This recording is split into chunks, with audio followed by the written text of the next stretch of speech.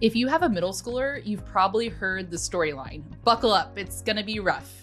But what if this phase isn't something to just survive?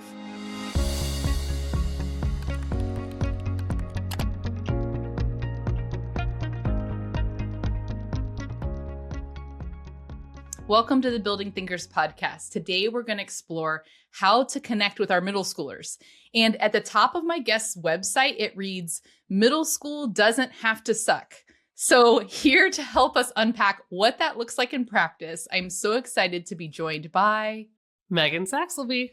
Megan, thank you so much for coming on. Yeah, thanks so much for having me. What is it that you build? We're the Building Thinkers podcast. We love to know our guest stories. So wherever you want to start with some of your background that brought you to what you're doing now to help parents of middle schoolers survive, thrive, all of that. I mean, I think the best answer to that is that what I used to build was terror in my home as an adolescent. My mother likes to joke that, and it wasn't a joke at the time, that she used to get nauseous when I was on my way home from the ages of 11 and 14 because I was trying to survive and thrive in a relationship that wasn't, or not a relationship, but in a sort of system that wasn't built for me. So I have learning disabilities. I was diagnosed late.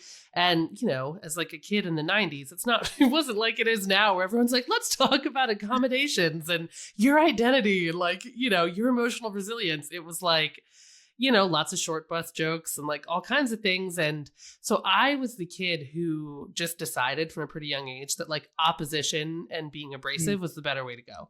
So I would get kicked out of class on purpose because the in-school suspension lady was cool. She gave you Jolly Ranchers and she let you read. I built a lot of, if you want to talk real truth, I built a lot of like devious, coping strategies. My mom and I sound identical on the phone. I would go out of my way to learn facts about Kathy, the woman who ran the front desk. I would ask to go to the bathroom. I would build my exit strategy by learning facts about Kathy. Go to the bathroom, use my like Nokia, beep, boop, bop, boop, call the front office of the school from the school bathroom. And then, "Hi, Kathy, it's Pam. How are you? Oh my gosh, how's Nat doing at U of I? That Illini game, they really had it this Saturday. Listen, Megan has an orthodontist appointment. So yeah, she's gonna sign herself out.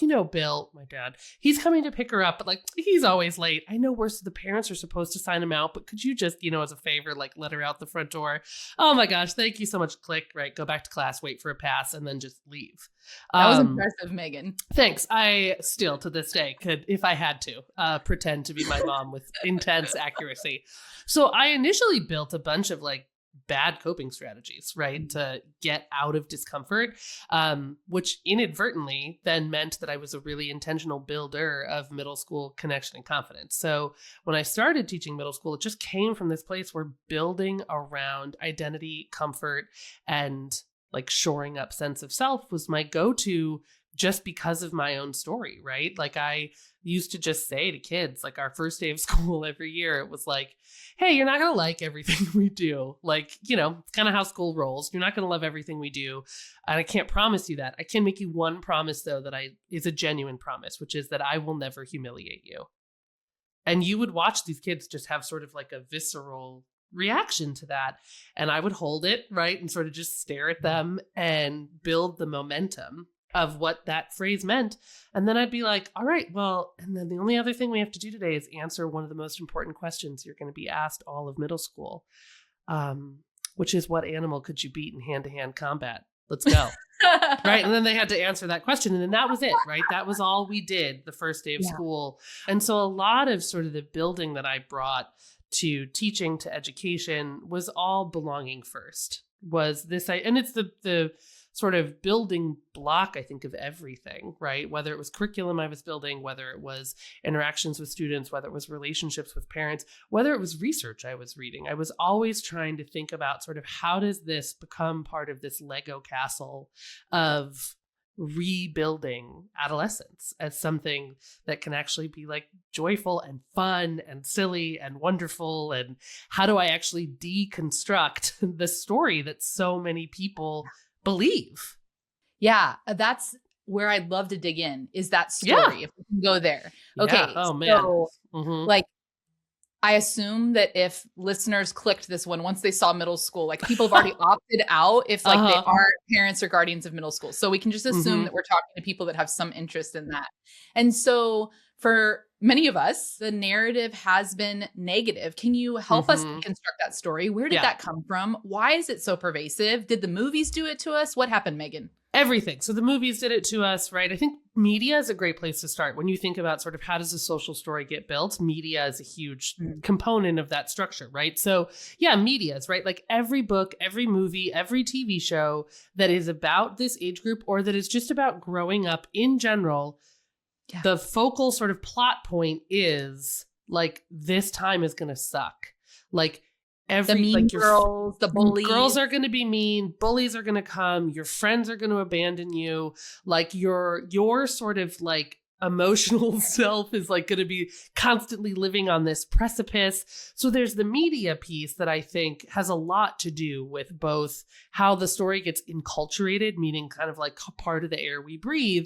And then we participate in it without thinking about it, right? Then we have our own kids or we encounter kids that are this age and we are unconsciously primed to be like, this is when they're going to get hard.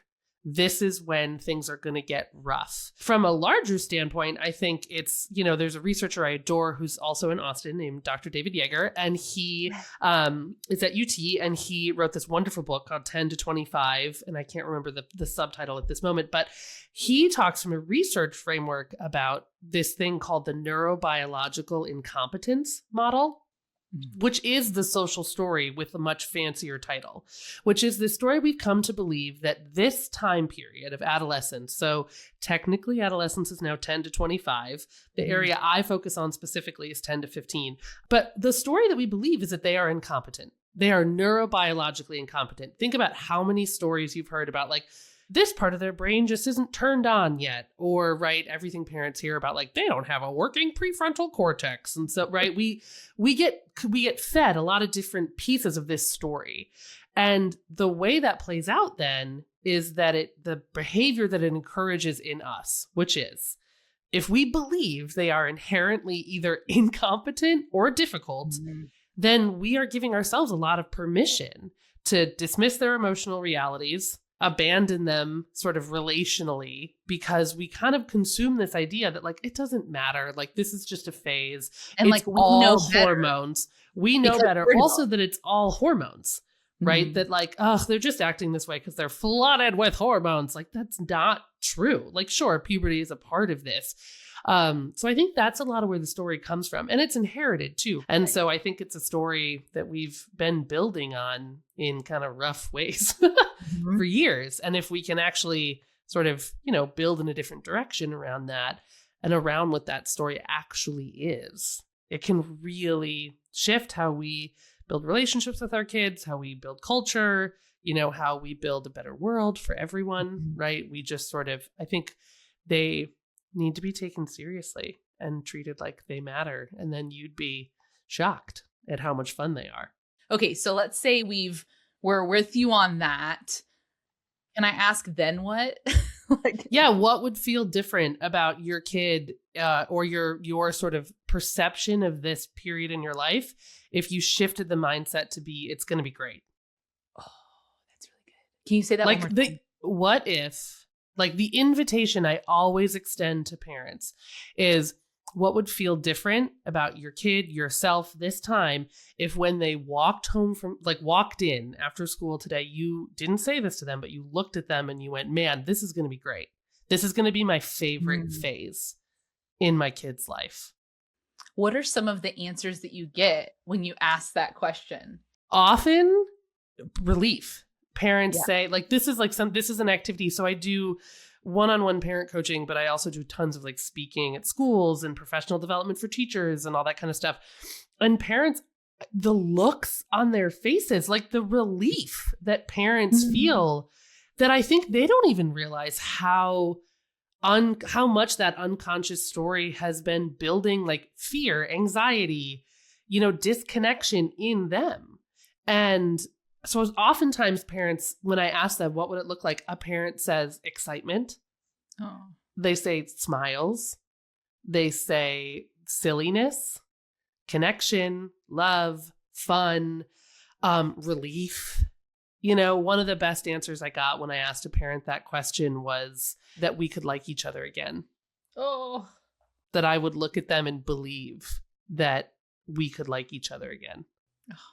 And just the belief in that, right? It's like, how often, you know, when we talk about the you know, our brains are storytelling animals. They love stories. And so we travel that pathway because it's been laid for us, and it's the road we just think we're supposed to walk. And so we don't even realize sometimes the like debt collecting in us, relational debt that we don't even realize. And then someone's like, hey, what if you just like looked at your kid and you were like, did what I do on the first day of school, which is like, I think you're the best and you're never going to convince me otherwise. Like, I can't tell you how little classroom management I had to do, how little behavior I had to manage, because they would try, you know, like they're kids, right? They would try, and I would just look at them and I'd be like, home slice. Here's the deeds. I think you're the best. Like, you can curse. And then they would like curse or do something. And I'd be like, yeah, okay. Like, what else you got? And they'd do something else. And I'd be like, yeah, okay, you still think you're great. And as soon as you remove that sort of like barrier to belonging, like they don't know what to do, right? Like they don't know what to do. And then the invitation becomes so different. If I would just look at them and say like, listen, behavior is a need trying to get met. Can we just get to the need? Can I just get to the need? Can I just like get there now? And then we can build a different story. We can build a different road. Like, let's just get there. Let's not waste all of our time, you know? And then sometimes they're like, and then all of a sudden you have a kid who's like, no one's ever asked me that before. Because I think that's another impact of this, you know, this story, and something, you know, when you ask, like, what does that do for parents? If I say, like, what if you thought this was going to be your favorite phase in your kid's life? The other piece is parents being like, oh man, I'd see that they were like way more capable. Yeah. Because we often make them live in this like icky limbo of like, I have adult expectations for you, but I think you have the capacity of a 5-year-old. So good luck. Right. And then they complain. Yeah. And no parent's malicious. Like no parent's doing this on purpose. This is the story society tells us, is that like, you better be hard on them and keep them in line, but also they're idiots.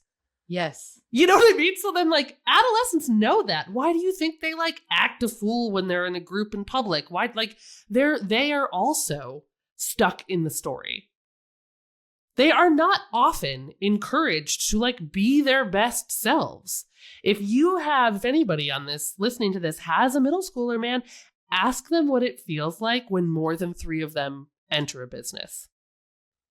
And they will tell you, like, no one's excited to see us. People follow us around. They assume we're going to steal something. They assume we're going to break something. They just think we're going to be idiots. People roll their eyes at us. They did it. Like the story slaps them in the face before they've ever been able to prove themselves otherwise. I wrote down this behavior is a need trying to be met. And I think that there's a lot of literature and exposure to the idea of behavior is a need trying to be met with toddlers.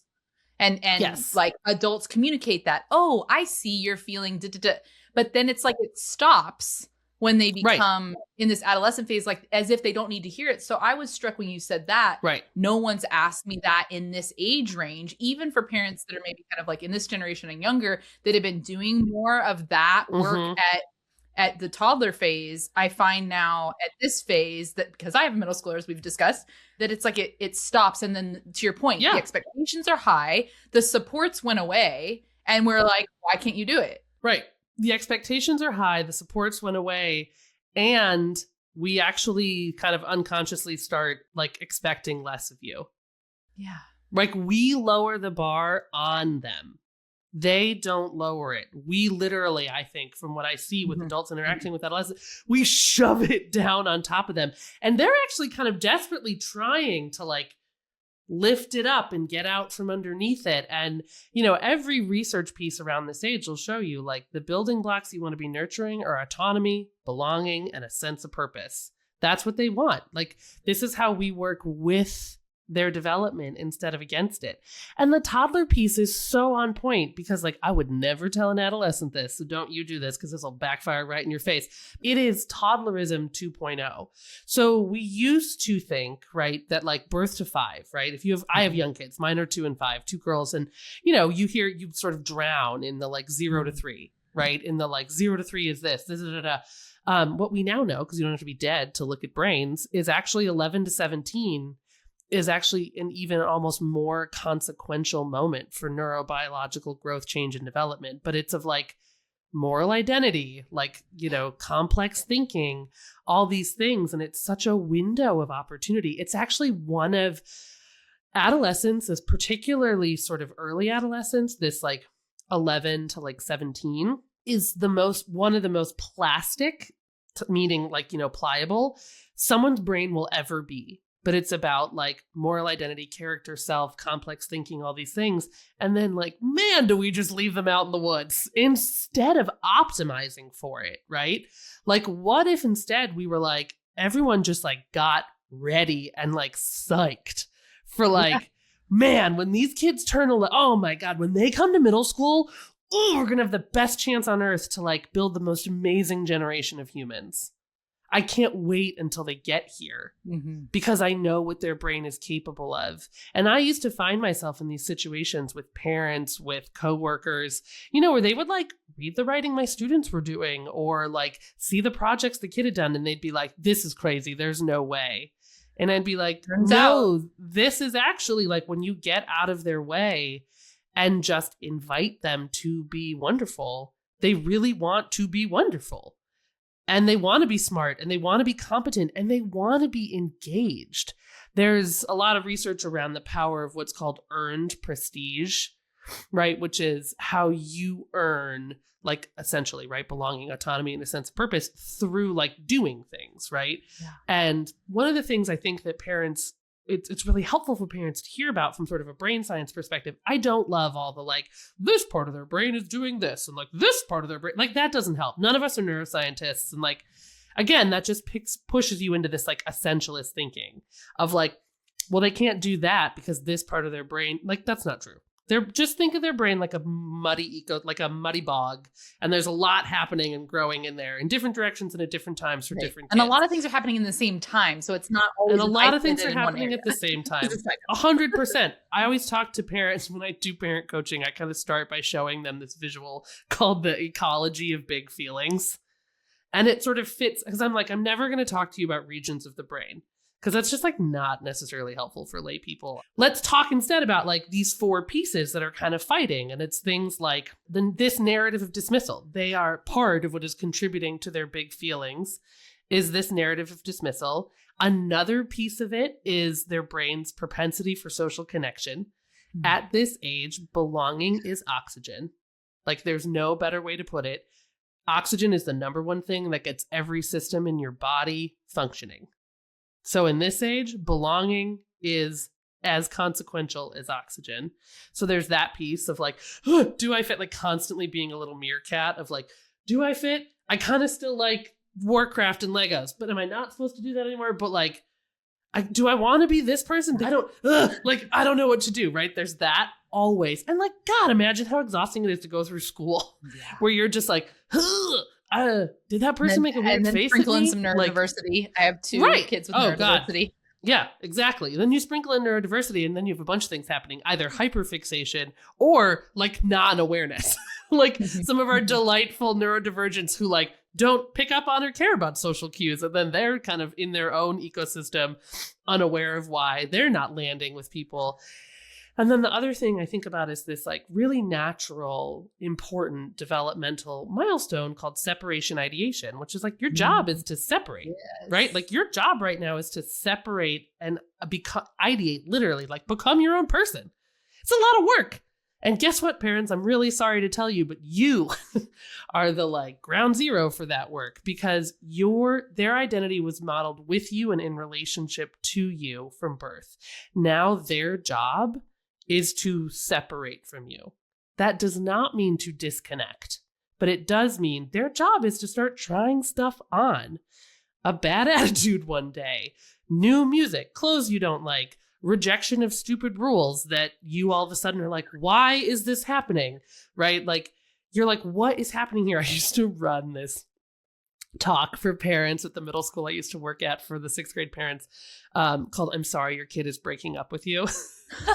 That's so good. And that was like the frame we used, right? I was like, this is kind of a breakup, and you are the one getting dumped, and like, it hurts. Right. And it stinks. It's sad, but it's also freeing. Like, I go back to like where we began, understanding that this narrative, this social story has been kind of forced upon us, and then we've been participatory. Yeah. But also in this part, I have the intellectual understanding that that's what's happening, that like they're supposed to leave me, and there's some grief alongside of that. But there's another piece of it, Megan, that I'm curious to talk about, which is so maybe I'll separate it like this. I have also been an educator, and I seem to be better at what you're talking about with other people's Of course kids. you are. And I can give them all of this beautiful, like, connect before correct and all of that. Yeah. And then in my own home, I come downstairs with the idea connect before correct. But I see, Megan, that the human that will not be named has lost his school ID again, and therefore needs $5 to get it again, and will have a lunch detention if he does it 3 times. Maybe this is a stupid rule, but what it activates in me, a recovering perfectionist, 4.0 type of person, is that's a reflection of me. And I know 100%. That I do this. How do we battle that piece? This is the question, right? Because it's like, we can all do that. We can all day be like, when it is someone else's child, I have great thoughts, right? Like, I always tease parents who like will hear me on like podcasts or whatever, and they're like, gosh, you must be like the best mom. And I'm like, Lucy gets yelled at like at a volume that I'm not proud of, with a frequency that is not something that I love to advertise, right? Like, I'm a human and I'm tired and my resources are depleted. So also, like, it is really hard work to separate I made this human, I grew this human, I birthed this human, I made this human, watching this human fumble around like a baby giraffe, just like all limbs and like no coordination, both executive functioning wise, emotional wise, right? Like in every sphere, that you are like, oh my God, this is my fault. Or, oh my God, I'm going to murder you. Because if it's not my fault, it is my problem. And both of those things are hard. So the first thing I always have parents do is, this is like Brene Brown work, this is Susan David work, which is, you got to identify. So it's the values work, right? It's the idea that like our emotional activation are signposts to our values. So for example, I always have parents start with like, let's dig in real quick and identify, like, for you, what would you say are sort of the top 3 values? Then let's start looking at how those are actually at play, right? So in those moments when your kid is going to, you know, I'll leave your kids out of it. I'll use a parent who is totally cool with me. Obviously I don't use their name, but telling this story. So they and their kid were in this, like, it felt like insurmountable conflict spiral around lying.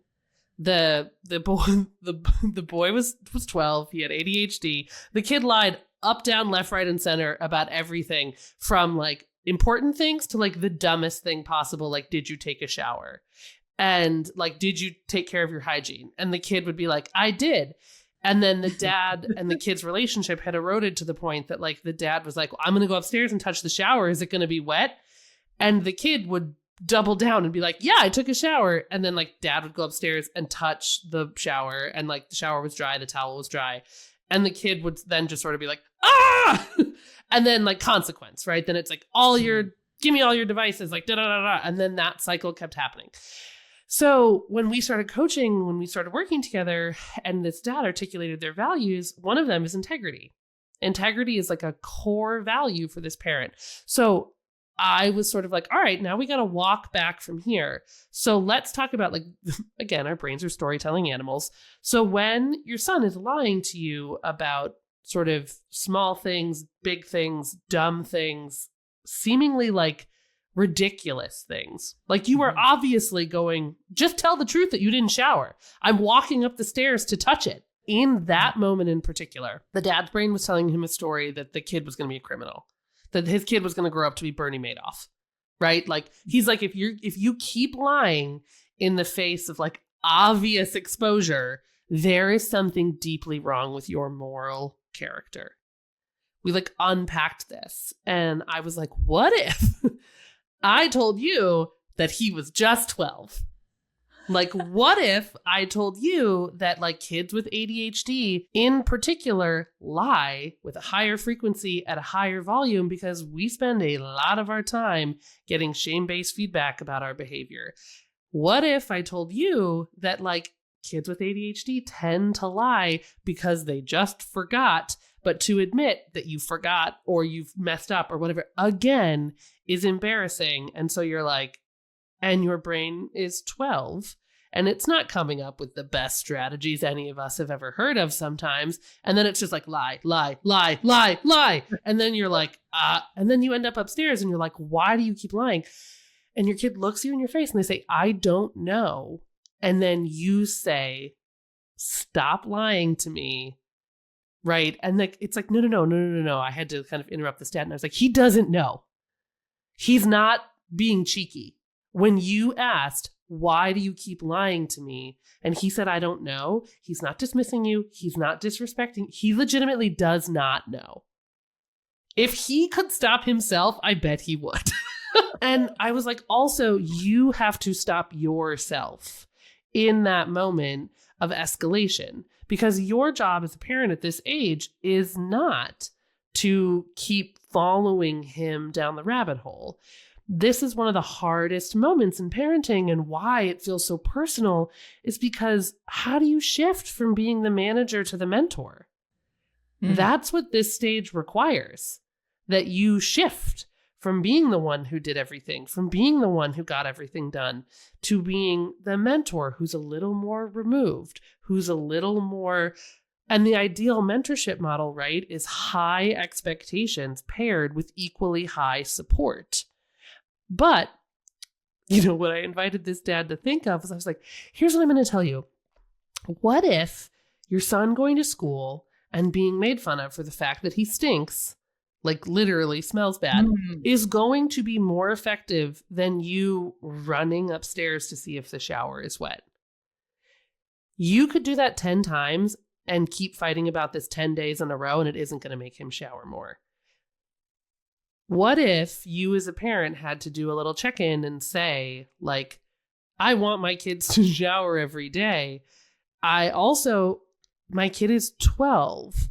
I can't pick them up and put them in the bathtub. Is it worth it? And in the moments with adolescence, it's like, what is it costing you? You can't get the kid in the bathtub. You're not going to, like, how far are you willing to go to make sure the kid showers? Do we want our kids to shower all the time? Yes. Do we want them to stink? No.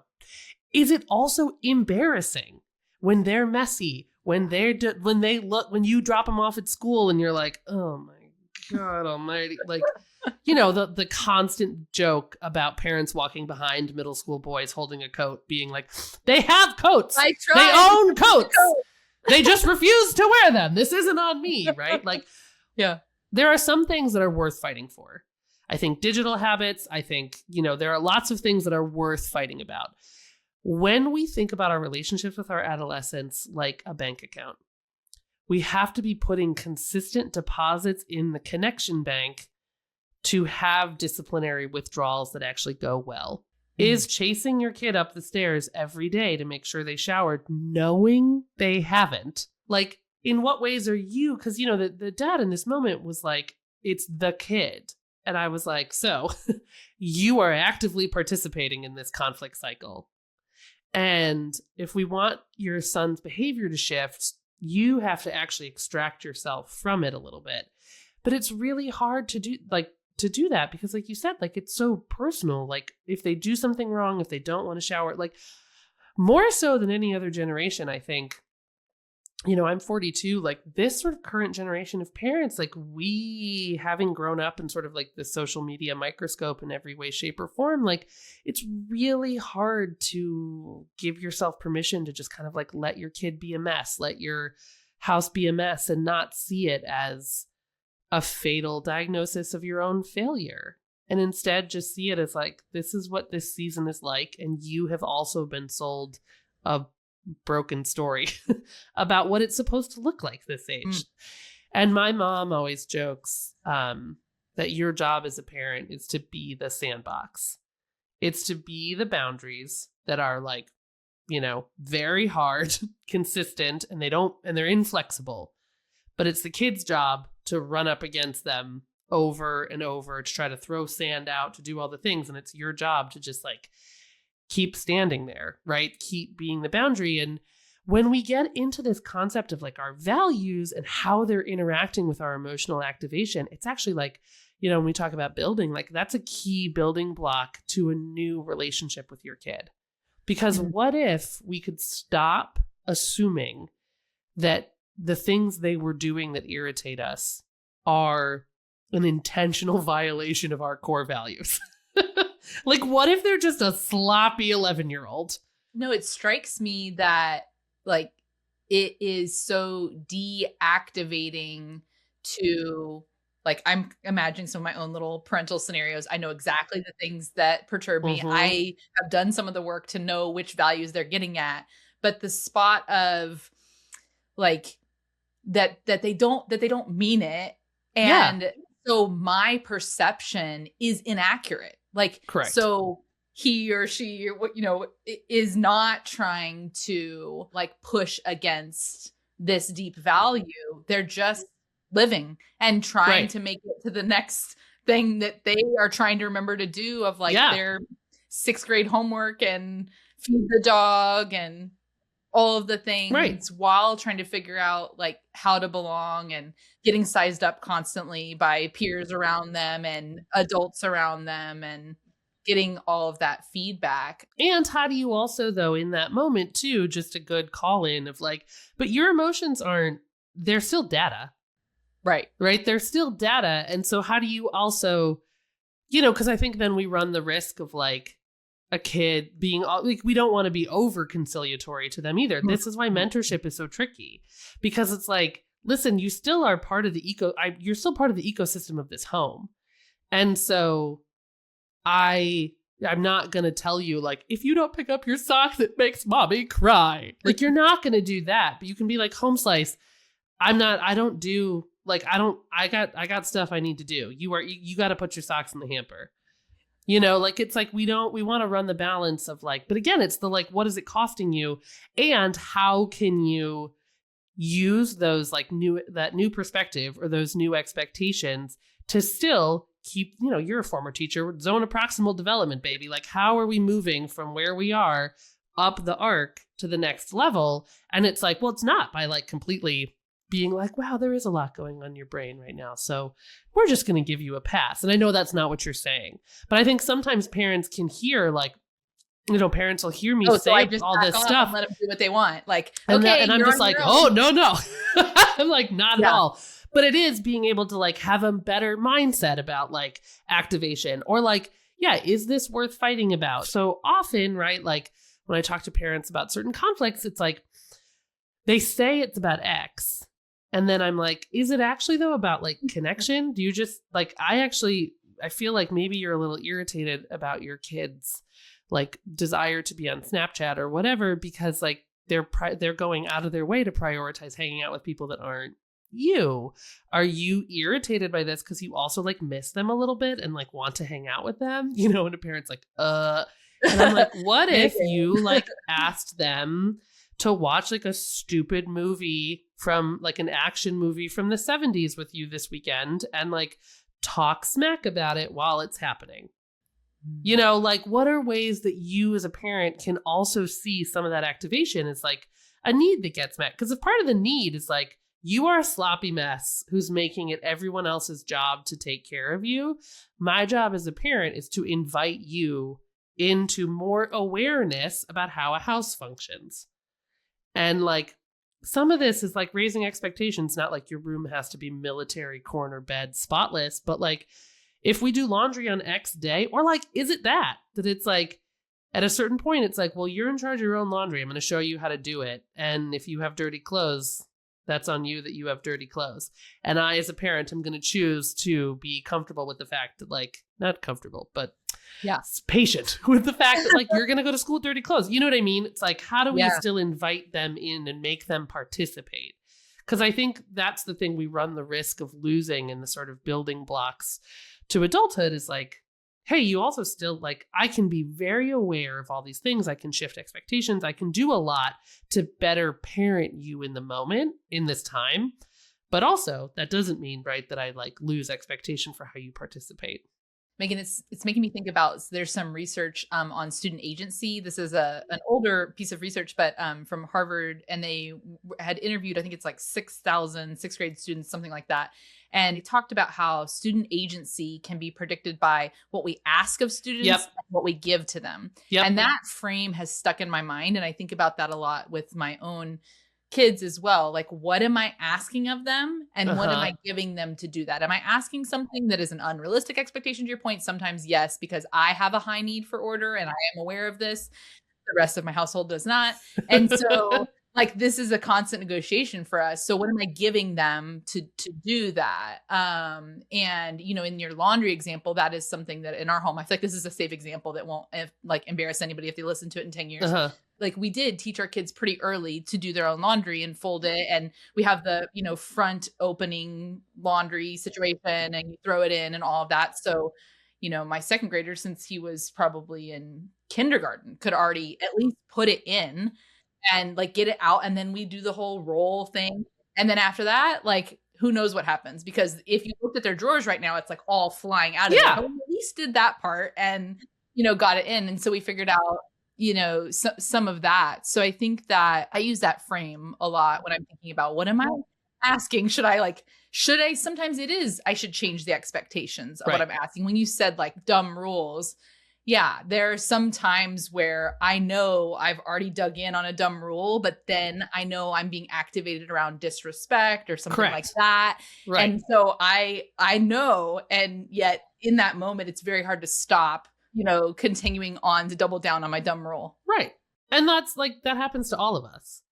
Right. And it's like, also in those moments, it's like, sometimes that's just the train you have to ride.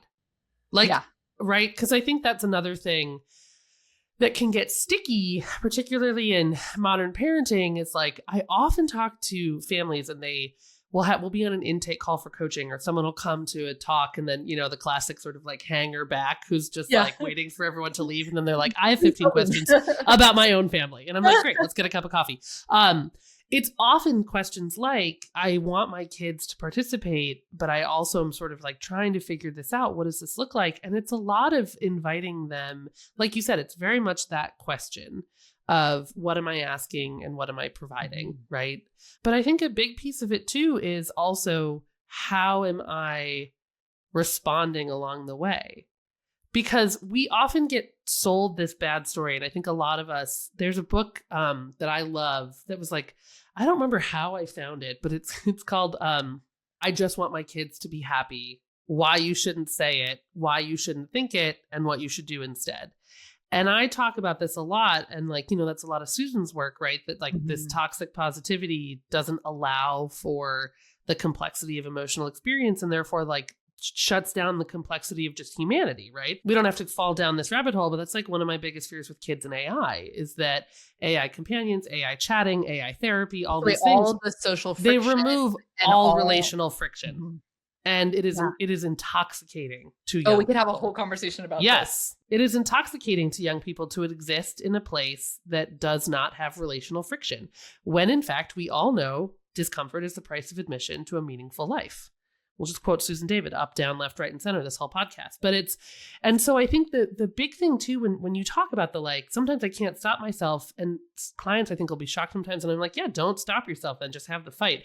Realize that like the health, or just have the yell, like whatever, the healthiest households, both in like kids' long-term well-being, are not conflict free. Sometimes they're actually high conflict households.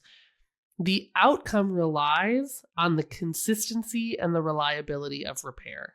Oh, I was circle thinking back? I knew where you were going, and I was like, it's repair. It's repair, isn't it? Do you circle back? Do you Are you willing I'm to sorry. admit, right? Do you go back and say like, oh my God, so much has been going on. Like, I'm exhausted. I haven't been feeling great. I'm like, man, you just like leaving your stuff all over the place just like made me lose my mind because it just makes me feel like the maid around here and that sucks.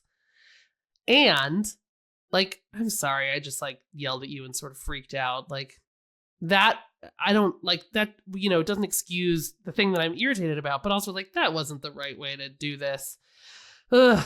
Anyways, like, how do we figure this out without either one of us, you know, without me wanting to rip your head off and then you retreating? Megan, I want to go back to something that you were sharing about. And this is something that was in the notes document that you filled out too. And it's about the power of play. Yes. And so this is, again, an area, I know we could have a whole episode about this too. Yes. I love all the play researchers that I'm sure we have dabbled with. But I want to talk about how to like inspire that energy of play when it doesn't feel easy to access. Yes. Be cringe. Cringe is the bridge to connection. I'm like, you need to model for them now the playfulness you want them to have permission to experiment with. I cannot be cringy, do dumb things, have dance parties in your kitchen, like invite them in and do not be deterred by rejection. Have that stir you on like even stronger. I cannot tell you, I occupied such a unique position for years because I was a middle school teacher for 15 years. And I was also a grade level dean, which meant I was the one running like the parent nights and stuff, but I was also the one in charge of discipline. And I can't tell you how many times kids would lament that their parents gave up being stupid and silly because we as parents, particularly of adolescents, this goes right back to the story from the beginning, that if we give up, like if we're too vulnerable, we lose our authority. And the opposite is true. Wise authority is built in knowing, right? Like boundaries, but playfulness and humanity and connection. What did I do in my middle school classroom? Like I taught middle school for years. Of course they like talked or got loud or did whatever. You know what I didn't do? Despite how many times I got trained in responsive classroom, I did not raise my hand and wait for everyone to get quiet. Like, no. What did I do? Just start like going, caw, caw, until they would all be like, what are you doing? And I'd be like, I don't know, who cares? But now you're looking at me again and no one's talking. Let's go. Right? Like, I think there's a way to invite playfulness too that is like them seeing you model silliness, but also invite play. This is something I think parents often forget. So a mom I was coaching recently, her daughter's been struggling with boundaries.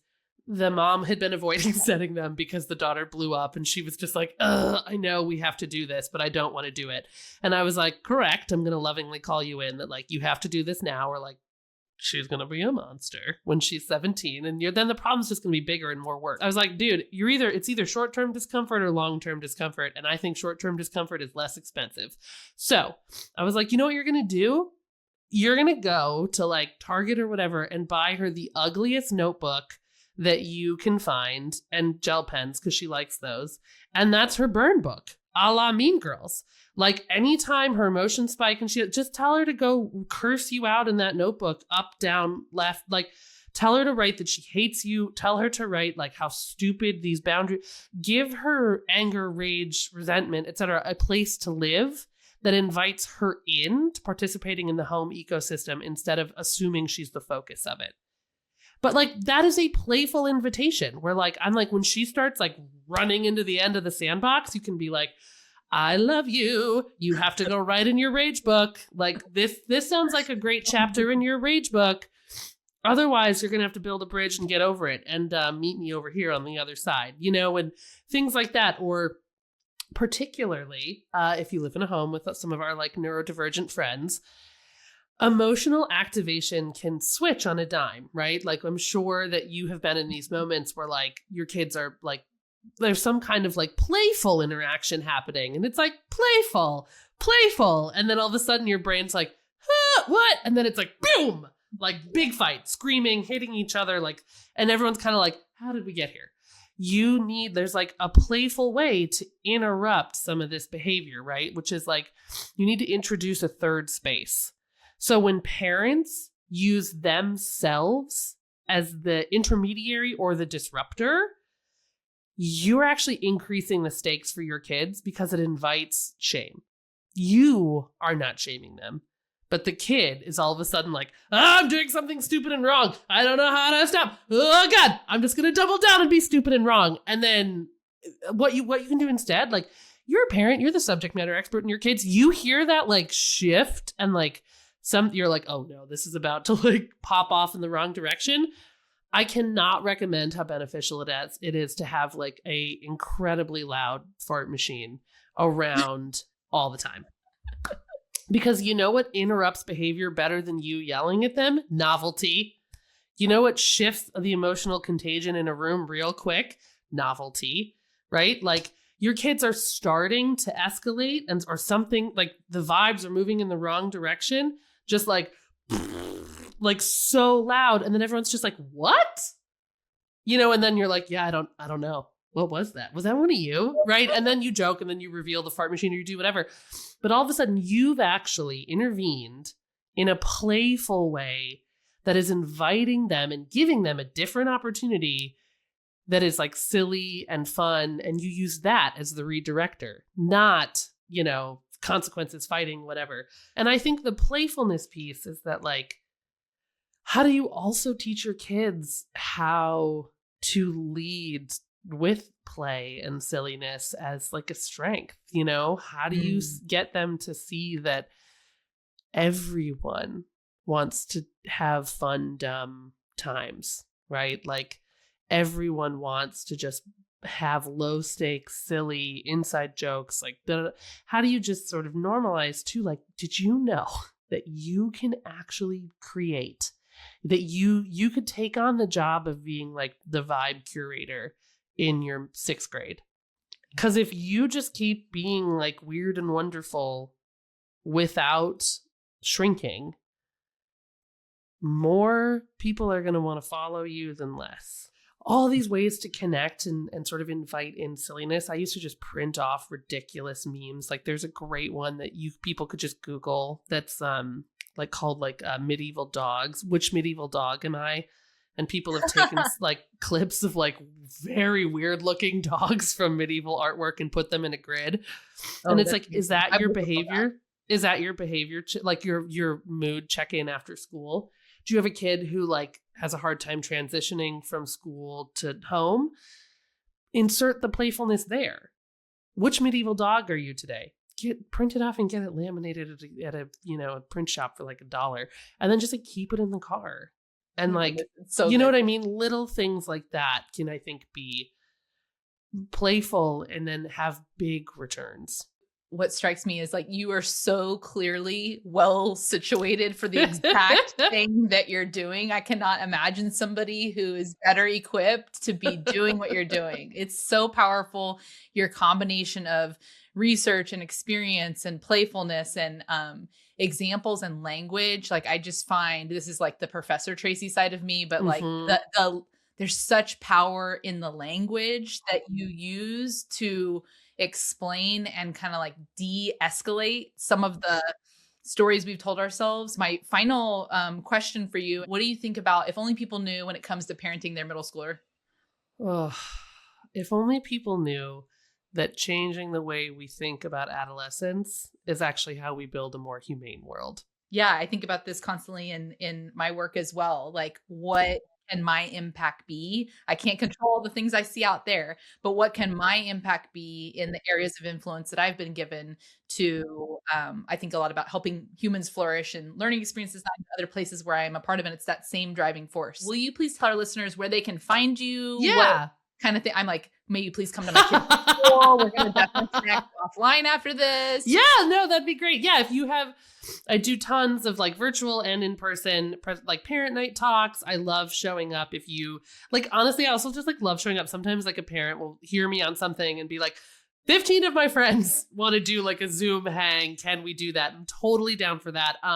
The best place to find me is on Substack. So I write weekly with kind of the vibe you heard on this podcast is very much present in the writing. And it's sort of a combination every week of a common pain point of adolescence, the research around it, and then like my sort of Saxelby brand take on it, right? Like, how do you be silly and have fun? And my Substack is just called Wild Feelings. That's the name of my company. My company is called Wild Feelings. And so I do a mix of one-on-one parent coaching, group coaching, and then keynote speaking for schools and organizations. So you can find me at it's wildfeelings.co. On Instagram, it's also wildfeelings.co. So I think Instagram, Substack, and are usually the places that I'm most active, and it's just Megan at wildfeelings.co if anyone wants to get in touch. Awesome. Megan, thank you so much. We'll put all of those links in the episode description so people can connect with you. And I hope today's conversation about how middle school doesn't have to suck really gives our listeners some actionable takeaways. If you enjoyed it, I'd love for you to leave a rating or review. It really helps other listeners find the show, and you can do that wherever you listen to podcasts. So thanks again, Megan. Yeah, thank you.